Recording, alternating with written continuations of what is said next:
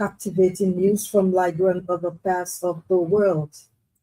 Today is Monday, February 2, 2026. My name is Fabian Kia presenting, and these are our top stories.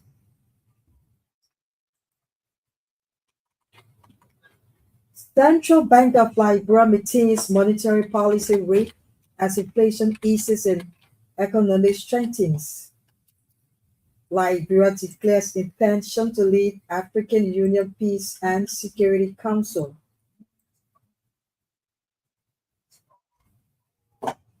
Jida County welcomes government's commitment to Putu mining concession. And in foreign news, Nigerian prosecutors filed 57 terrorism-related charges against 9 men accused of killing about 150 people. Also coming up is an Elbc News commentary titled President Boyka Upbeat about maintaining regional peace and security. Sports, the weather report, the news in Liberian English and French. But first, Chris Towell and the news bulletin. The Monetary Policy Committee at the Central Bank of Liberia has resolved to maintain the monetary policy rate at 16.25%. A monetary policy rate is the primary interest rate to control inflation, manage economic growth, and influence the cost of borrowing. The monetary policy rate acts as a benchmark with changes directly affecting rates for loans and savings and adjusting the amount of money in circulation. Announcing the Monetary Policy Committee's decision on Monday, CBL Executive Governor Henry Samoei also disclosed a resolution to maintain the interest rate corridor at plus 2.5 and minus 7.5 percentage points.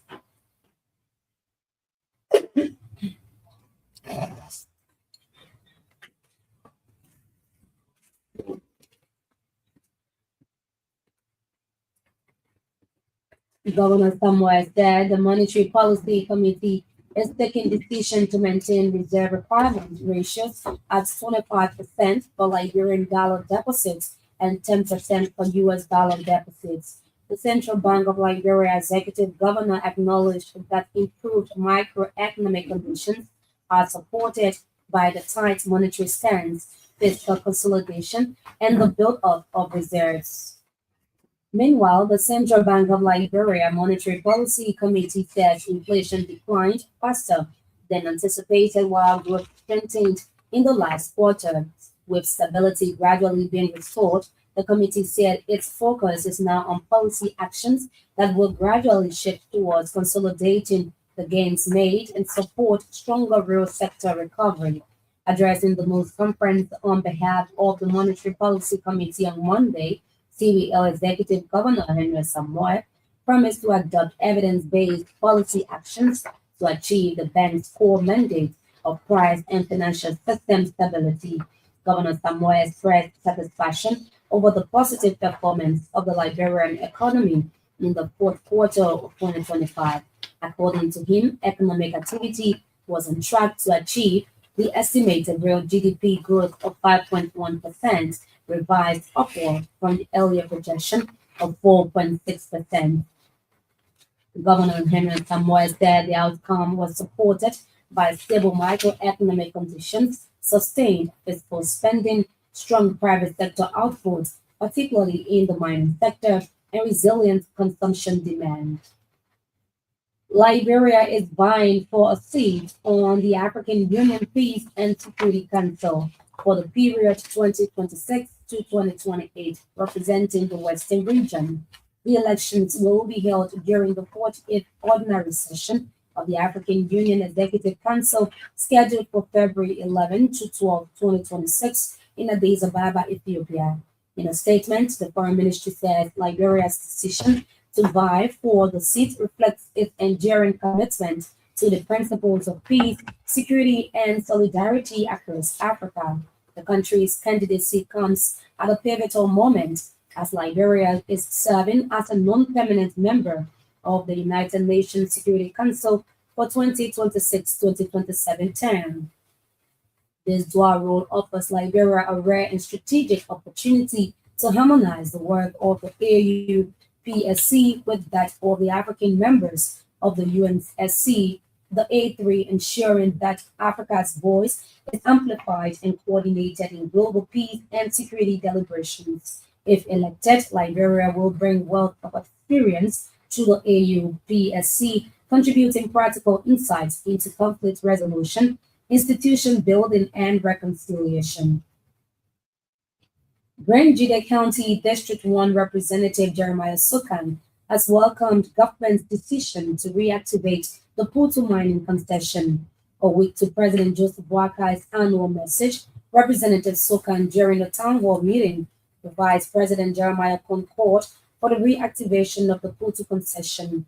In his annual message, President Boakai announced that government has commenced the process of reactivating the Putu iron ore mine. In an interview on the Super Money Show Monday, Representative Sokan described the move by the president as practical to create jobs for citizens of Grand Jide.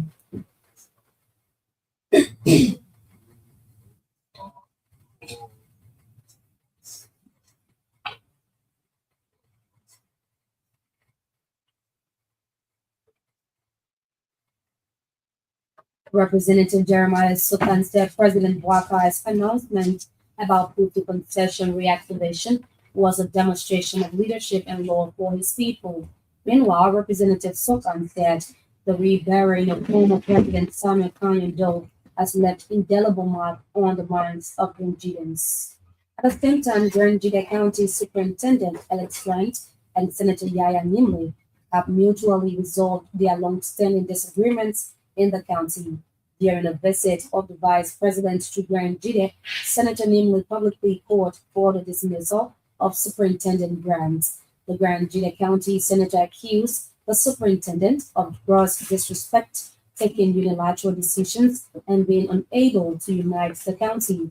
But in an interview on the Super Money Show Monday, Superintendent Alex Grant disclosed that he and Senator Nimley had mutually resolved those issues in the interest of the county.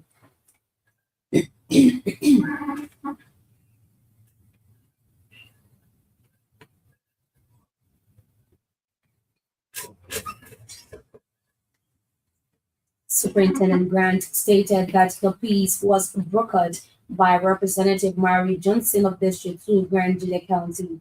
According to him, Senator Yaya Nimley apologized for his public outburst during the visit of the Vice President, while he, on the other hand, apologized for administrative mistakes made in the past. The Economic Community of West African States (ECOWAS) Commission has congratulated Liberia on its election as a non-permanent member of the United Nations Security Council African Union bloc, the A3, elected with remarkable 181 votes at the UN General Assembly. Liberia began its tenure in January 2026, marking the country's first return to the role since its one-year negotiated tenure in 1961. According to the ECOWAS Commission, this feat is a resounding testament to the international community's confidence in Liberia's journey of resilience. The Commission says it takes the opportunity to reassure the Liberian government of its full support and the total backing of ECOWAS member states to ensure it succeeds. ECOWAS also noted its support for Liberia in promoting West Africa's interest on democracy, peace, and security on the UN Security Council, while advocating for operationalization and full implementation of the UN Security Council Resolution 2719. Senate Pro Tem Yumli Kanga Lawrence has called for adequate support to the Majwa Memorial Health Center on the RIA Highway. Pro Tem Kanga Lawrence says such support will help the health facility expand accessible healthcare services to other parts of the country. The Grand Bassa County Senator pledged to communicate with the Senate Committee on Health to tour the facility and assess its operations. She also created data on the Senate floor and engaged President Joseph Boakai on possible government support. According to Senator Lawrence, subsidizing the health center would create a partnership framework between the government and the institution. The Grand Bassa County Senator made the remarks during a tour of the Madra Memorial Health Center in Lower Margary County. For his part, the Chief Executive Officer of Madra Foundation, Ambassador Charles Slayan, welcomed the protem's commitment to the health center. Mr. Slayan praised the Grand Bassa County Senator for touring the facility. He noted that the Madra Memorial Health Center remains one of the lowest cost facilities in the area, with some services offered free of charge. Meanwhile, elders of Lower Margary County have appealed to the government for support, citing the facility's importance to residents. Montserrat County District 5 Representative Priscilla Cooper says her office has identified a site near the Montserrat wetland for the construction of an enforcement center. Representative Cooper said the center, when constructed, will support environmental compliance and policies. According to her, the proposed center will help monitor and track individuals and businesses engaged in activities that threaten wetland. The lawmaker was speaking at the World Wetland Day at the Mensurado wetland in Pinsville. She disclosed that her office is working closely with authorities and community stakeholders to ensure the project aligns with national environmental policies and local development plans.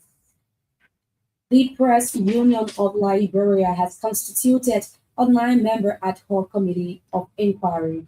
They are William Sandy Kamara, Chairman, Edna Starr, Co-Chair, Joseph Daniels, Secretary, Hannah Nawai Getamina, Member, and Victoria Reese, Member. Others are Vani Kanen, Member, Romeo Toba, Member, Felicia Williams, Member, and Jerome Kangwe, Member. The committee, according to a release, is to examine matters relating to the custody, management, and accountability of institutional assets of the Union.